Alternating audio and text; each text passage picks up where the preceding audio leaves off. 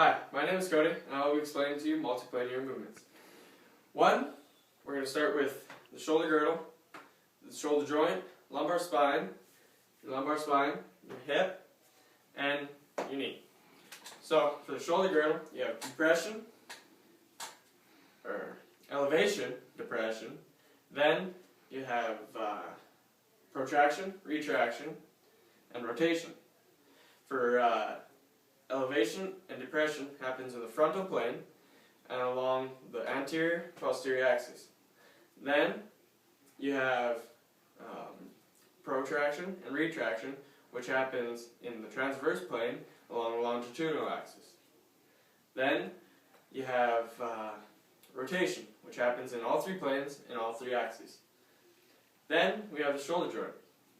The shoulder joint, you can do abduction and adduction, lateral abduction and adduction, and rotation, flexion, and extension. For abduction and adduction, it happens in the frontal plane along the anterior posterior axis. Then, for the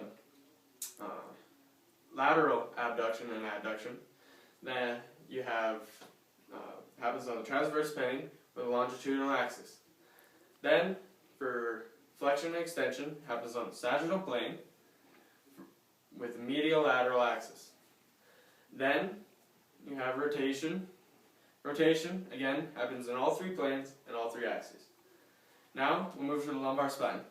For the lumbar spine, you have rotation, flexion and extension, lateral flexion, and that's it for the lumbar spine.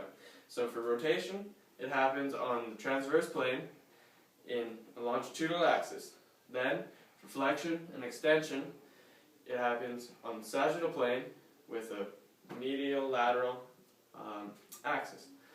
Then, we have the lateral flexion and the flexion, which happens on your frontal plane with the anterior and posterior axis.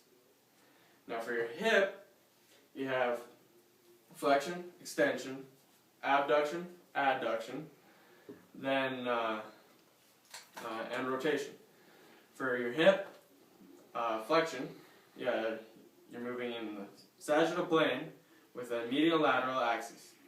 Then for hip abduction and adduction, you're moving in an anterior, or moving in a frontal plane with an anterior posterior axis. Then for rotation, it's happening in all three planes and all three axes.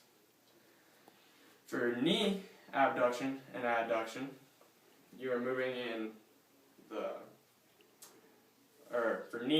for the knee, not abduction and adduction, for the knee, you do flexion and extension. Flexion and extension happen on the medial lateral, or go medial lateral with a sagittal plane. That's all.